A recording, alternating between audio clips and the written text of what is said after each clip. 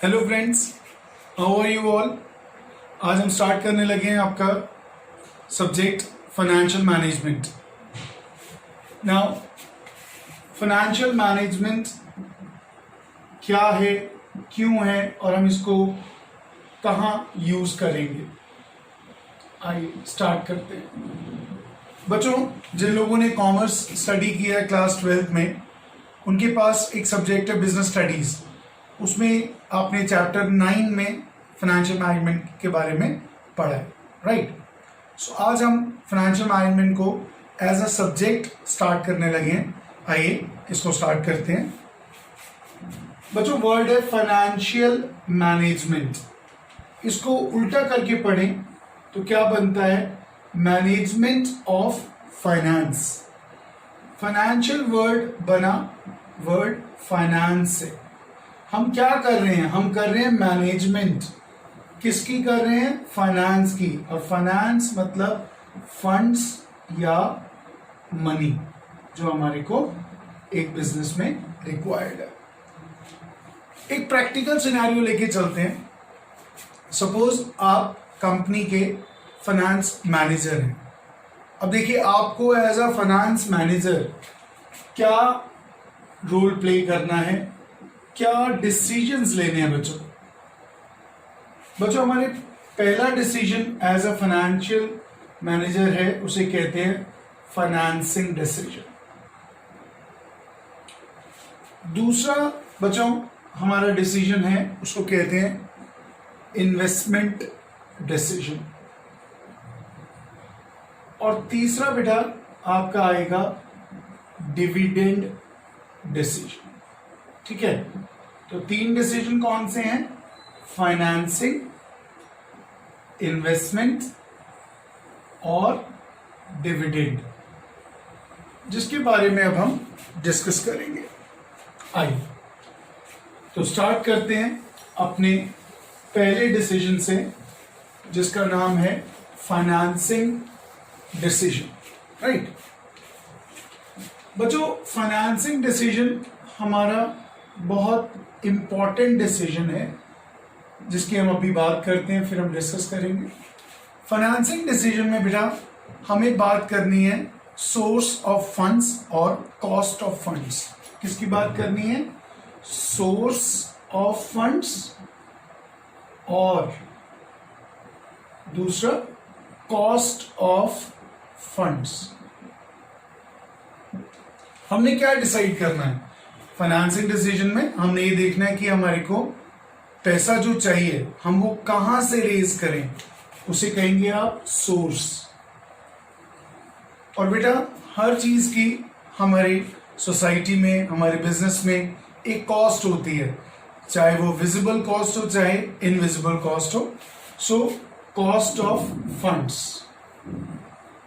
अब सबसे पहले हम शुरू करते हैं सोर्स ऑफ फंड। सो हम बात कर रहे हैं source of funds. Source of funds में बेटा पैसा कहाँ से अरेंज करें। अब पैसा हम 2 तरीके से अरेंज कर सकते हैं, या तो हम अपना पैसा लगाएं बिजनेस में, या हम फंड्स को बोरो करें। So when we are going to use our own money बेटा, उसको बोलते हैं हम ओनर फंड्स। और जब हम फंड्स को बाहर से लेते हैं, उनको कहते हैं हम बोरोड फंड्स। ठीक है, बोरो करना। अब ओनर फंड्स में बेटा हमारे 2 पार्ट आते हैं। क्या, एक आता है शेयर कैपिटल और दूसरा आता है रिटेन्ड अर्निंग्स। पहला आया आपका क्या, पहला आया शेयर कैपिटल और दूसरा आया बेटा retained earnings.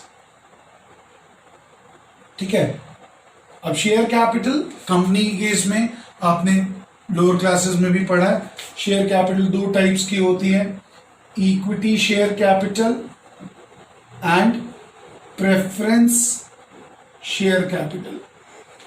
Now what is the difference between equity and preference. बच्चों सबसे पहली बात आपको ये पता है कि जब हम एज अ शेयर होल्डर बनते हैं कंपनी में, तो हमारे को क्या मिलती है, अर्निंग्स मिलती हैं एज डिविडेंड्स। अब अगर मैं एक इक्विटी शेयर होल्डर हूं और मैं एक प्रेफरेंस शेयर होल्डर हूं, what is the major difference. बच्चों वर्ड प्रेफरेंस अपने आप में क्या आता है, प्रायोरिटी, इंपॉर्टेंस। तो पहले प्रेफरेंस वालों को डिविडेंड दिया जाता है, फिर इक्विटी वालों को डिविडेंड दिया जाता है। नंबर 2, इक्विटी वालों के वोटिंग राइट्स होते हैं कंपनी में, प्रेफरेंस शेयर होल्डर्स के वोटिंग राइट्स नहीं होते हैं। और जब कंपनी वाइंड अप होती है, वाइंड अप मतलब जब कंपनी बंद होती है, तो उसमें पहले प्रेफरेंस वालों को पैसा दिया जाता है, फिर उसके बाद इक्विटी शेयर वालों को पैसा देते हैं। तो ये तो बेटा हो गया शेयर कैपिटल। अब हुआ रिटेन्ड अर्निंग्स। बच्चों रिटेन्ड अर्निंग्स को बोलते हैं part of reserves and surplus. जो हमारी पास्ट अर्निंग्स, शेयर होल्डर्स वगैरह को डिविडेंड देने के बाद जो हमारे पास प्रॉफिट्स बच जाते हैं, they are part of reserves and surplus या रिटेन्ड अर्निंग्स, जिसको हम पार्ट ऑफ क्या लेके चलते हैं, पार्ट ऑफ ओनर फंड्स। अब दूसरा है बेटा बोरोड फंड्स। बोरोड फंड्स कैसे होते हैं कंपनी के केस में? कंपनी ने क्या इशू किए?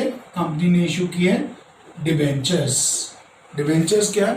डिबेंचर्स जब कंपनी, कंपनी पब्लिक से लोन लेती है, सो उस डॉक्यूमेंट को जिससे वो पैसा लोन रेज करती है उसे कहते हैं डिबेंचर्स। या कंपनी ने क्या लिए हैं? Long term loans.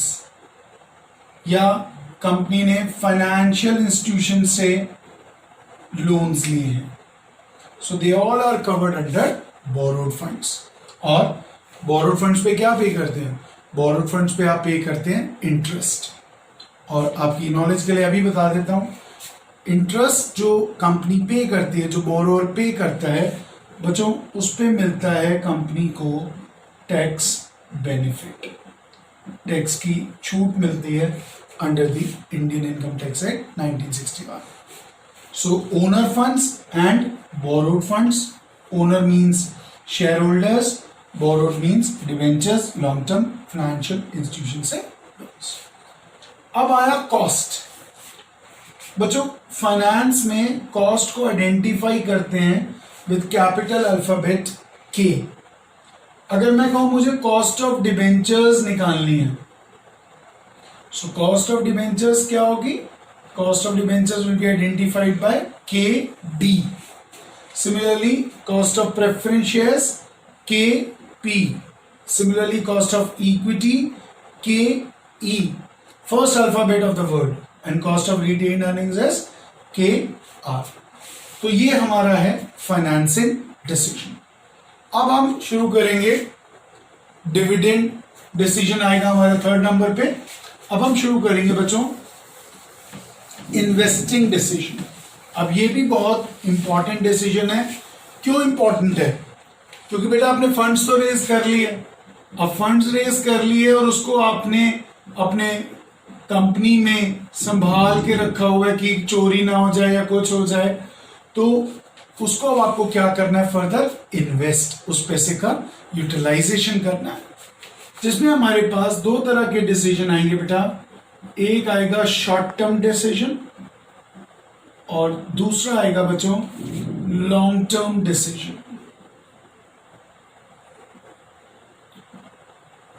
बच्चों शॉर्ट टर्म डिसीजन मतलब up to a period of 1 year, 1 साल के अंदर। और इन डिसीजंस को बोला जाता है बेटा वर्किंग कैपिटल डिसीजंस। किस तरह के डिसीजंस? जैसे हम कितना स्टॉक रखें, मतलब क्या आएगा? इन्वेंट्री मैनेजमेंट, ठीक है। और डेटर्स को कितना क्रेडिट दें, उसको बोलेंगे बेटा रिसीवेबल्स मैनेजमेंट। कैश कितना मेंटेन करके रखें, उसको बोलेंगे आप कैश मैनेजमेंट। और साथ में हमें वर्किंग कैपिटल मैनेजमेंट भी कवर करना है। तो ये तो हो गए शॉर्ट टर्म। अब लॉन्ग टर्म डिसीजंस बेटा 1 साल से ज्यादा के, जिनका हम नाम रखेंगे कैपिटल बजटिंग डिसीजंस। सपोज एक कंपनी टेक्नोलॉजी परचेज कर रही है, टेक्नोलॉजी एक्वायर कर रही है, या we are going to construct a mall, या हम कोई मशीनरी परचेज कर रहे हैं से वर्थ 5 करोड़, या हम मॉल स्टार्ट कर रहे हैं, तो उसके लिए हमारे को जो डिसीजन करने हैं बच्चों, उनको कहते हैं हम कैपिटल बजटिंग डिसीजंस। और इसमें हमारे पास क्या होंगी? टेक्निक्स फॉर इवैल्यूएशन, जो हम ऑनगोइंग चैप्टर में स्टडी करेंगे, right. So short term working capital, long term capital budgeting, 1 साल से ज्यादा, राइट।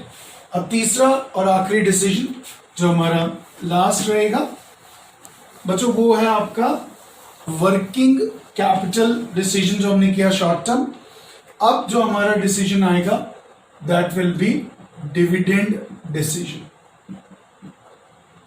बच्चों डिविडेंड डिसीजन में क्या करना है, अब आपने पैसा यूटिलाइज कर लिया, अर्निंग्स कर ली, अब आप ये डिसाइड करेंगे कि शेयर होल्डर्स को कितना डिविडेंड दें और कंपनी अपने पास कितना रिटेन्ड अर्निंग्स रखे, राइट। क्यों ये डिसीजन रेलेवेंट है? ये डिसीजन इससे रेलेवेंट है क्योंकि अगर आप सारी अर्निंग्स अपनी यूज कर लेंगे और नियर फ्यूचर आपको कोई एक्सपेंशन करना है या प्रोजेक्ट को बढ़ाना है, तो उस केस में आपको फंड्स बोरो करने पड़ेंगे। सो कंपनी को एज पर फाइनेंसिंग डिसीजन जो हमने पहले पॉइंट में किया था, relating to source of funds and their cost, the third is the dividend, जहां पर कंपनी को डिसाइड करना पड़ेगा कि भाई हम शेयर होल्डर्स को कितना डिविडेंड दें और कितना हम अपने फ्यूचर के लिए एज रिटेन्ड अर्निंग्स कवर करें। अब हम एक लास्ट कंक्लूजन करते हैं। सो हमारे 3 डिसीजन हो गए, फाइनेंसिंग, इन्वेस्टिंग एंड डिविडेंड्स। और बच्चों इन्हीं 3 डिसीजंस पे आपका पूरा कोर्स रन करेगा। जैसे मैं आपको एक छोटा सा एग्जांपल देता हूं। फाइनेंसिंग डिसीजन में आपके पास टॉपिक आएगा cost of capital, capital structure theories, right, time value of money, leverages. फिर इन्वेस्टिंग में short term management of receivables, cash management, inventory management, फिर साथ में capital budgeting, and last but not the least is your dividend policy. So वहां पर हम cover करेंगे Walter model, Gordon model, MM model and so we end up the session for today. Thank you so much for the introduction part. We'll meet in the next session. Thank you. God bless you all.